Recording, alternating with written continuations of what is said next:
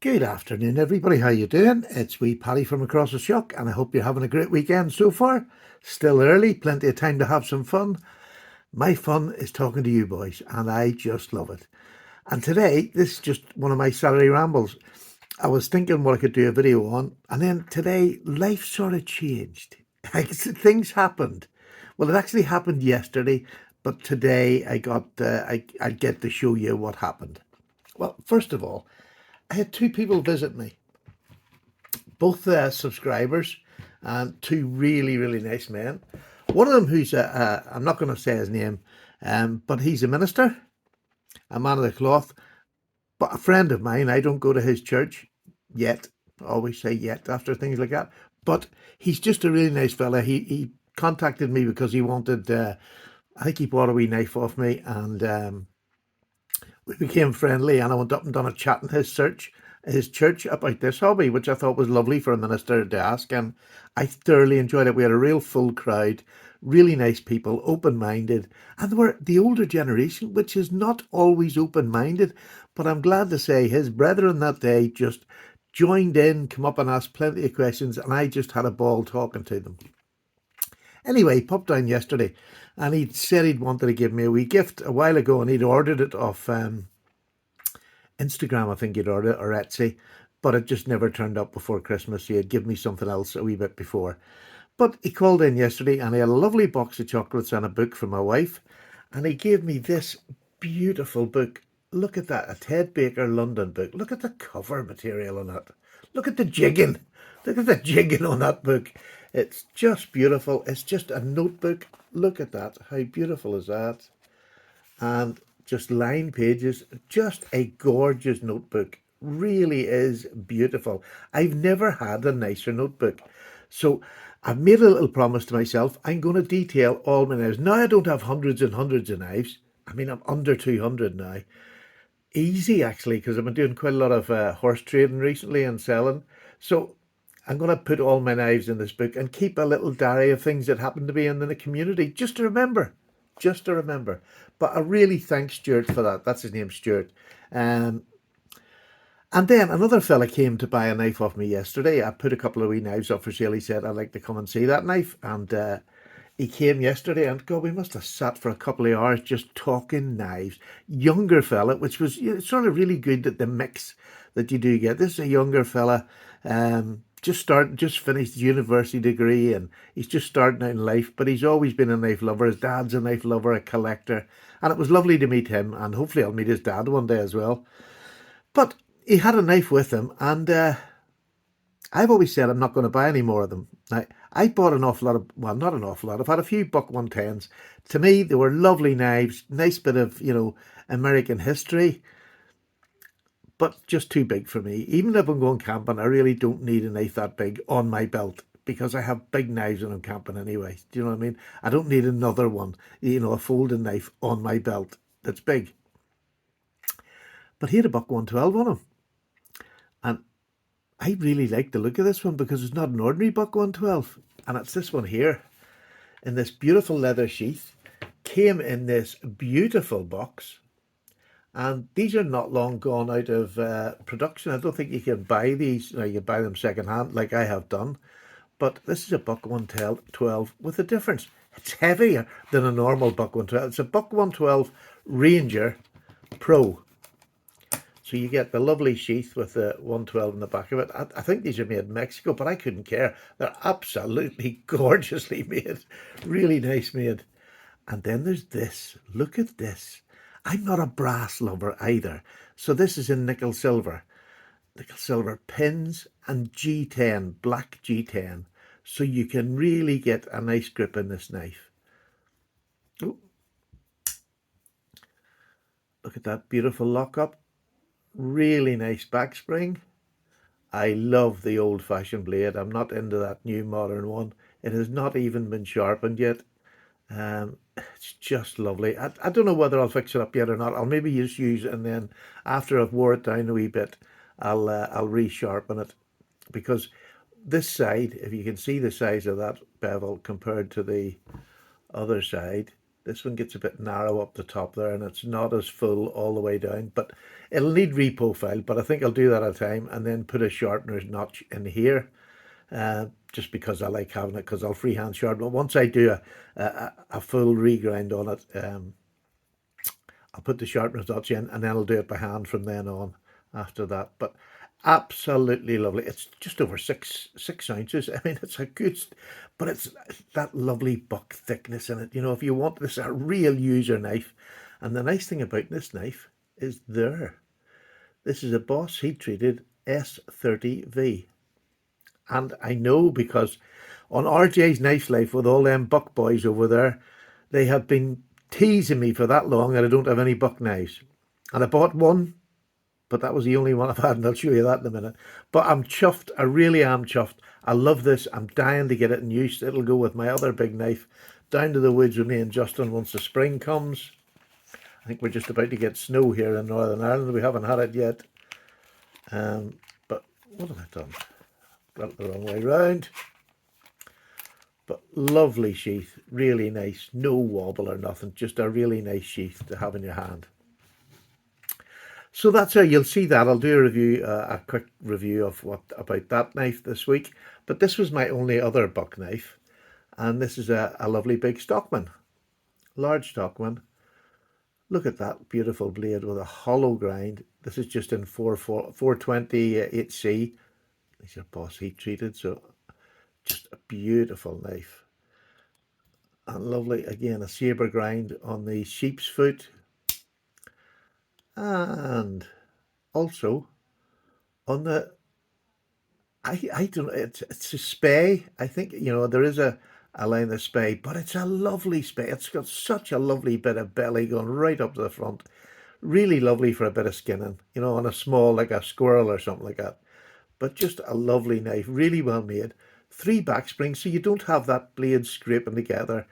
Look how neatly that is put into a 3-spring knife. And they're not thin springs, you know what I mean? These blades are quite substantial. And a real good work knife. And a perfect accompaniment. Black, well, it's not G10, but it's saw cut. And you can see the old knife and the hammer there. What a lovely pairing. Isn't that just a lovely pairing? But the other thing I've got, this is in my collection, this is a little Schrade LB3. And it's not in, it's in nickel silver bolsters. Now this has been used. I bought it like this, although I put an edge on it now. But it's been well used, but really sharp little knife. You know, if you just want to take out a small knife, you can drop that in your fifth pocket when you're out camping or whatever you're doing. Pull it out to cut a bit of string. You don't have to go and get this big knife out. I just think, again, another lovely accompaniment to that knife, and even that. You know, really nice. I just love the look of them. And then, again, running on my lucky tip, Mikey Newman sent me this. And I had forgot all about it. He had been on our Christmas show and he had sent me this. And I've been wanting one for ages, and I've just not come across them. I know they're out there, but they're getting harder to get. And this is the electrician's knife, and I absolutely have fallen for it. So on this side, I'm going to start at the back. You get a lovely punch. I love having a punch with me. And again, if I'm going down the woods with this, or out for a walk more rather than go down the woods, but out for a walk in the woods, what a lovely companion to take with that. One, you don't want to scare people, and 2, it's just got these tools in it that are just beautiful. You get that lovely big spear, lovely thick spear point, lovely blade, really nice blade on that. And then you get, on this side, you get the cap lifter and the screwdriver. And on the other side, just get your eyes on this. This is a gorge. And this is why I've wanted this knife. Somehow I didn't remember there being a punch. Don't know why. But what a lovely little blade. You have the little wire stripper blade there too, which is dead handy for taking that, you know, just set a bit of wire in and pulling it up. But just having this, what a little whittling knife. Isn't that just a lovely, if you're sitting in the, you know, on a bench in the park one day, great little whittling knife to get in there. Of course, you got your big blade to take the main stuff off, but I just think that's a lovely little knife. And I don't know why I've waited this long, but I absolutely adore it. So I'm going to do a video this week on my Alox collection. Well, my aluminium knife collection. Aluminium covers from a Swiss Army knife. I've got some lovely ones, I have to say. I'm very fortunate. So I'll be doing a wee review on them this week and including this knife. We'll talk about this and then I'll show you the rest of the ones I've got. The sharpening video, the proper sharpening video for this week, we're going to do 440C on that 1000 grit Shapton ceramic stone. So if you're interested in this, I'm going to do it very slowly. I'm not going to rush through it. I'm just going to do it one stroke at a time, just to show you in these steels how easy they are. You don't have to rush, and within no time at all, you can have a good sharp edge back on your blade. So this is a Ganzo. This is like a Rat 2 size. It's got an axis locks. Rat 2 didn't. It's got G10. They didn't. But it's got just the most beautiful action in this wee knife. Just gorgeous. So I'm going to sharpen this. We'll blunt it and then sharpen it. In front of your very eyes, it's like a magic show. And the other thing this is a knife I was given a long time ago. I talked about it recently and it sort of was in my head there this last couple of weeks. This was given to me from D's Knives. That's his channel on YouTube. Please go and see him. He gave me two knives. The other one, the one that I rave about, they're both LT Wrights. This is a little small, more delicate. This is a harder use version of it. It's a thicker blade and a sturdier handle on it. But I love this one. It sits at my desk and does all my harder tasks at the death. But I got this, and not so long ago, I done a trade with somebody and they sent me this. Not really something that it's a lovely spider on there, or beetle, whatever it is. You know, skulls is not something else, but it's just, I really find that attractive. It's a really attractive sheath, you know, the coffin sheath. Absolutely love it. I can carry it with my Jack Wolf knives in his coffin, but I fancy turning it into, because if I'm going to carry this in my side belt going down to the forest, I only want another small knife, but I don't want it on my belt. And this will slip into my pocket. But what I want to do is the same that I've done to this. I want to insert a little bit of leather down in here. But also I want to do this here. I want to remove this. I've had it for years off Danny. He'll not mind at all. But I want to rub this off. Use my my cheapy little, what do you call them things? It's a wee spinning thing that takes stuff off. I'm going to remove that and see if I can't, maybe with a bit of hot metal, a hot nail, I'll maybe put PPP across the front of it, or I'll just gouge it out with something. But I think I'm going to try and get PPP across there, because it is mine now. He done these scales. He done that, and they're absolutely lovely. There's the little pout house there. But lovely little, it's only just over a 3-finger knife. My fourth just hangs on the end, but it's a good sturdy blade. It can do plenty of poke and prying. But I want it to fit in here like this. What do you see how nice that looks? Look how nice that looks, just to slip into your pocket. Nice and thin. And hopefully we'll sort that out this week, and I'll do a wee video while I'm doing it. I'll just show you what I do to change it over. It's so simple, but I just want to show it anyway. But there you go. So we'll do that this week, and we'll take that out of the way. And then another little video that I've got coming this week was Rasputin's Castle. Another name. Please go over and check him out. He's got a giveaway going at the minute. So there's a reason to go over. Yep, he's got a nice giveaway going. So get over there and check his channel out. But he done a video there on unusual knives. And so I thought, I don't have as many as him. Most people won't have as many of him. He has a huge collection of knives.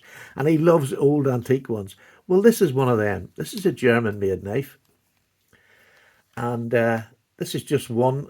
Now, I'm not going to tell you why I'm doing this one, but I just wanted to let you know. This is a Giesner and Forstor, or Forsturger, something like that. Forstoff. It's made in Solingen in Germany. It's a little 4-bladed knife, 2 on that side, 2 on that side. Beautifully engine turned handle on that. It's like brand new. It's just never been used.